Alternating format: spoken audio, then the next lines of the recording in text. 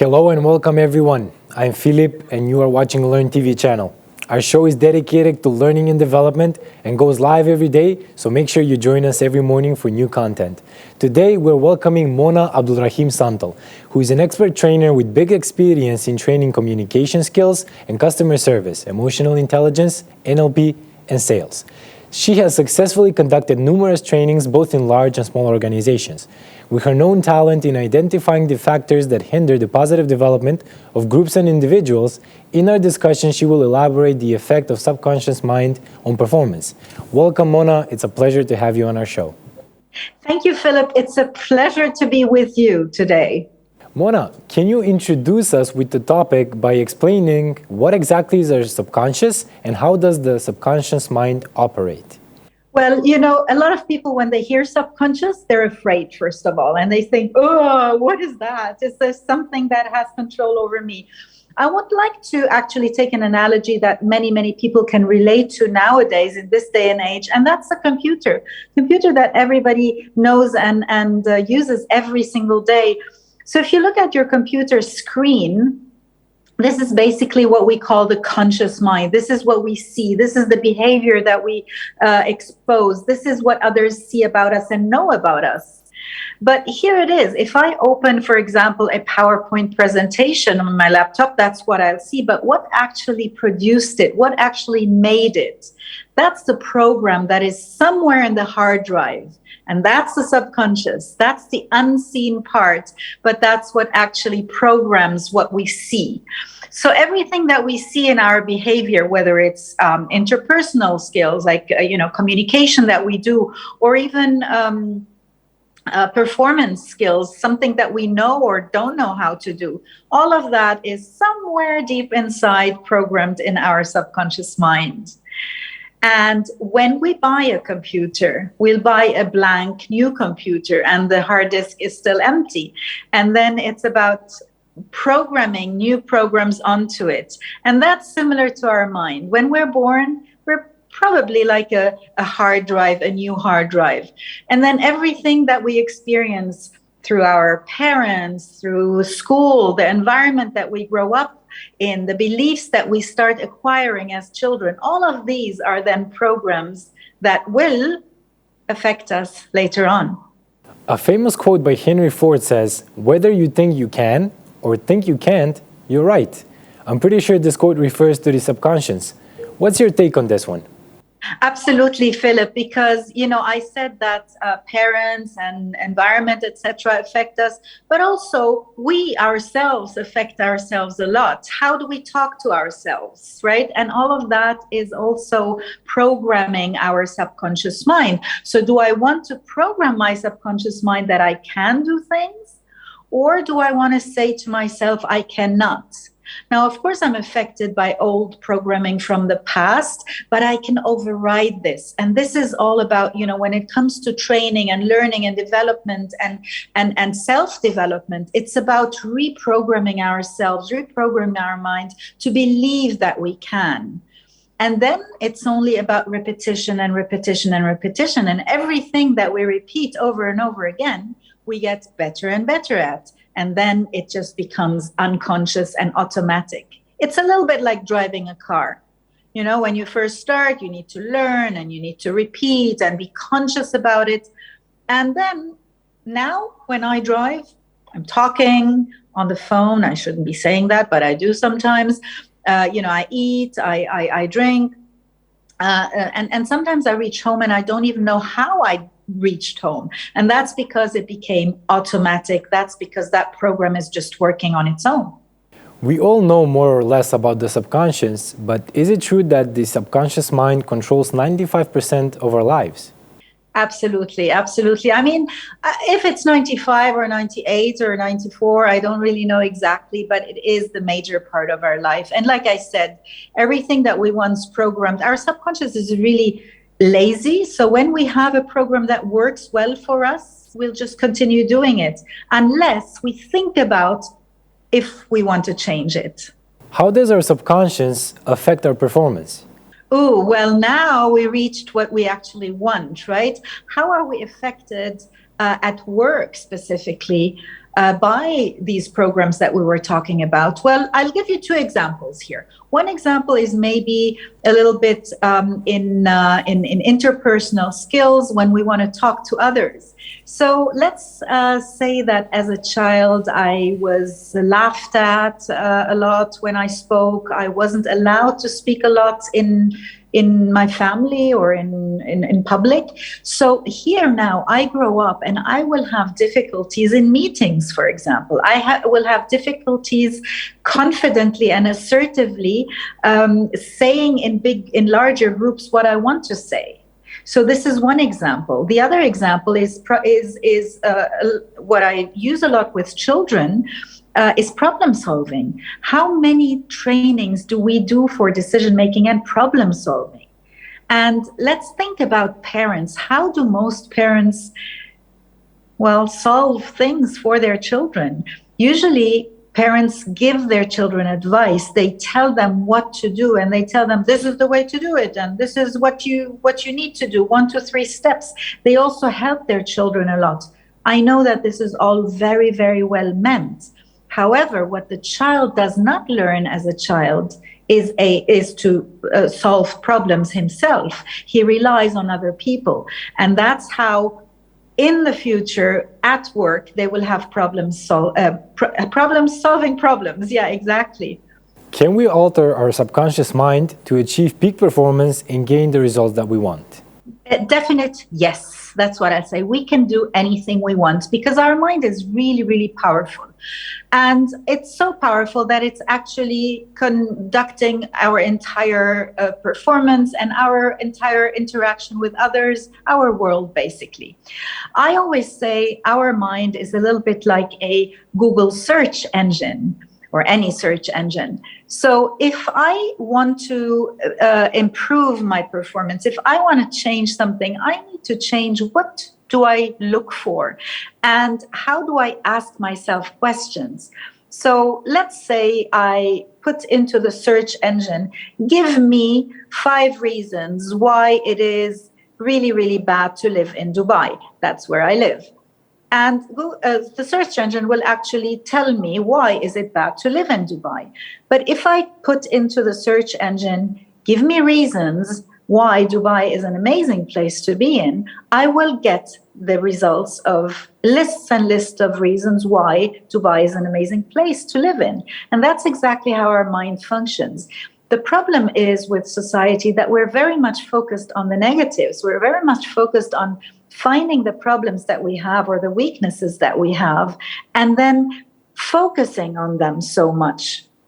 So instead, we could focus on what can I do better, and then seeing that and imagining that and visualizing that.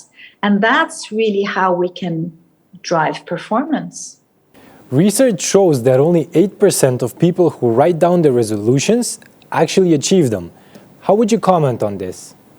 Well, exactly, because writing down is only one part of how the mind works. So if we take that famous communication formula, we know that words, when we have body language, we have pictures, we have the voice, the tone of the voice, words actually only account for 7% of it. So if we just write down one thing, we miss the part of emotions, we miss the part of visualizing, the part of body language, the part of how does it sound and how does it feel and how does it look like. You know, our mind works with our senses. There's no information that comes into my mind without passing through all of my senses. So I need to see, hear, maybe smell, taste, and feel most of it. So emotions are very important. And also that visualization, that seeing of what I want is very important. So when I imagine it, instead of just writing it down, when I maybe also speak about it to others because I can hear it, that is much, much more effective. Would you say that our subconscious works more in pictures or visual memories instead of words? Absolutely, exactly. So that's what I was saying. And combining everything is the best. There is a technique that maybe I'm going to talk actually about a technique that many people can actually use.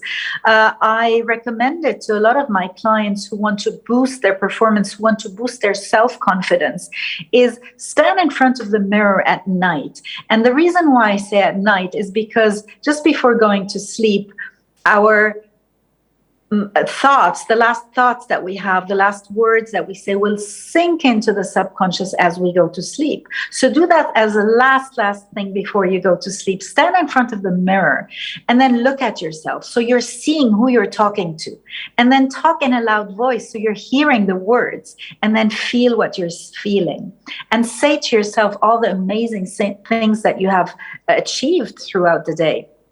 Don't focus on what you have not done, but say to yourself what you have done, because that will actually boost your motivation. So here we're combining the visual, we're combining the auditory, and we're combining the feeling.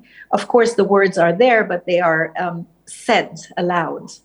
Training Magazine has put a lot of emphasis on the positive impact of mindfulness training on organizations. Can you tell us a bit more about mindfulness and its benefits? Sure. I love that topic of mindfulness. Well, mindfulness is actually, if we want to explain the word and define it, it's the art of living in the now, in the moment. And the reason why it's so important, and again, that goes back to the subconscious, is because most people actually live in the past or live in the future. So if you live in your past, you're actually limiting yourself by things that you've done in the past. You look at experiences that you had and you think that they apply today. Or you look at problems that you had in the past and allow them to affect you today. Many people will, for example, also take their personal lives with them to work. Now, when I'm at work, my personal life is past because it was yesterday or the day before, whatever problems I had. And when I do that, I cannot focus fully on the now and on the present moment. Similarly, if I focus a lot on the future, these are people who have anxieties, looking at the future and saying, oh, maybe this will happen. What if that happens? What if I don't succeed? What if I don't make it in time? What if I don't get the job, etc.? And these feelings of insecurity, these feelings will affect our confidence and will affect in turn our performance. What are some other techniques that can be used in order to gain better control of our subconscious? So other than mindfulness, which is actually really good, there is actually in mindfulness a very nice technique that is called the stop technique.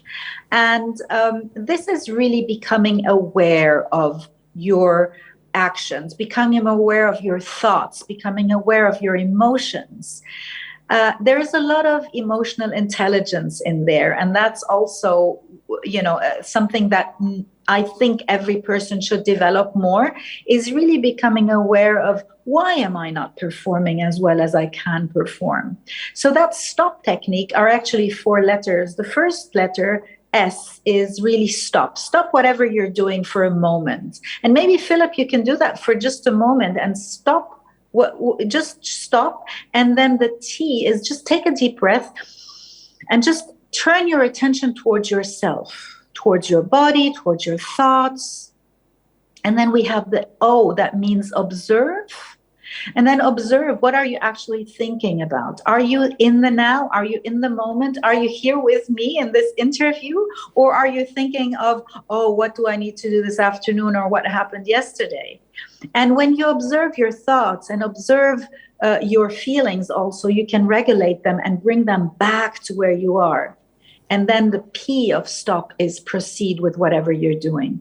That's a very useful technique to just every once in a while, you could do it every 15 minutes, maybe at work, every half an hour, to bring yourself back to focus on what you're actually doing. What kind of training or courses should learning and development professionals attend in order to help their employees perform at their best?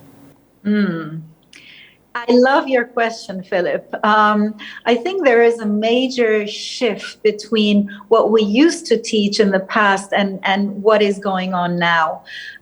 In the past, we have focused a lot on technical trainings.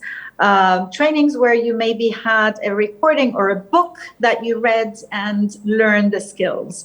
Nowadays, we focus a lot more on doing, on interacting, and on soft skills, especially interpersonal skills. And I think these kind of trainings are very, very important because it's about how do we communicate with others. So it's a lot of communication. It's about how aware are we of ourselves and about others. So that's emotional intelligence. It's about developing our attitude also, our attitude to change, for example. Change management is a great, great topic nowadays because change is so fast in the world we're living in now. And if we don't have the agility to change, to adapt, we will not develop anymore. So these are topics that are really important. It's developing yourself, developing your attitudes. Do these kinds of training affect motivation directly? Absolutely, absolutely. They affect motivation because you start believing in yourself. So if we talk about interpersonal skills, for example, leadership, how do we lead? It's not about learning the knowledge of technical competencies. It's really about how to motivate each and every single one of my team members. How to interact with them, how to realize that there is no wrong and right, but each one has a different personality style. And it's about really understanding them. It's about using empathy. So these words like empathy, change, motivation, etc., are so important for the development of each and every single one of them. So these courses will actually go to your core. These courses will go to what we said earlier, the hard drive in your computer, and change you from the inside out. How does company culture affect the subconscious of the employees? The culture of the company has a lot to do with a lot, actually. We still see in some companies, in some organizations, we see a culture of fear, maybe, a culture of stress. Now, how does stress affect our subconscious mind? Well, we know that when we are stressed in any way, when we have any kind of also emotional stress, and when I say stress, I don't mean too much work. I mean that emotional stress that I have. This will affect my body to go into what we call the fight or flight mode. And fight or flight mode is something that is very, very good when I'm in emergency situations, when I need to run away from a lion or a tiger, like it was in ancient times. But nowadays, what it does is it will block me, and that fight or flight will cause me either to react in a fight mode, which will be maybe a little bit more aggressive, or flight or freeze, where I just flee from whatever task I need to do and freeze and don't actually achieve it. So stress is really, really bad for our mental state, but also for our physical state, because it will also affect my health. So that stress and that the fear is a big component of stress. When we are driven by fear, when we have a culture of very authoritarian authority, basically, what do I want to say? Structural authority, where we just need to abide and do things because we're afraid of losing our job, afraid of competition, etc., we will not be able to think clearly. Now, I said that fight or flight is affecting our body, it's affecting our communication style, but it's also affecting our brain, because the part of our brain that is responsible for thinking clearly is also blocked. And again, I said that all comes from our ancient times when we, ran away from a lion. When we are stressed and we go into that fight or flight mode, we're not allowed to think or analyze or think, where is this lion coming from and where do I go and what's the best way to run? Because otherwise I'll be eaten. So that's why our brain shuts down our capability of thinking clearly. So that's why, fear, stress, anything like that will affect me negatively. So the best organization culture is actually an open one that accepts mistakes and learning, and accepts that we change and we learn through our experiences. Last but not least, what advice would you give to our viewers? I think I will go with a very controversial piece of advice that I usually give also anyone who asks, is start with yourself. The word I usually use is be selfish. And what I mean by that is develop yourself first. Think of your happiness, your well-being. Think of your development. Think of your strength. Think of how can you maybe behave in the way that is very authentic to yourself.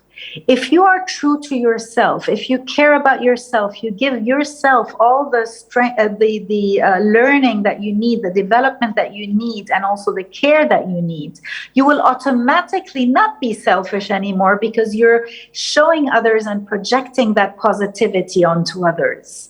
It is easy to think positively if you choose to. So start from the inside, and you'll see that that will project around you, whether it's to your colleagues, to your peers, to your team members, to your family members, to whoever is around you. So take care of yourself. Thank you so much, Mona. It was a pleasure to have you today. Thank you, Philip, so much. It was a pleasure being here with you and talking about something that is so dear to my mind and that is in the minds of everyone else. Thank you. Ladies and gentlemen, thank you for tuning in and staying until the end. We hope we've managed to answer questions you had on this topic, but if there is still some things that you would like our experts to discuss, do let us know and we will try to cover them on our next episodes. You can check out a recording of today's episode on our Vimeo and YouTube channels, along with all of our previous episodes. Until next time, stay tuned.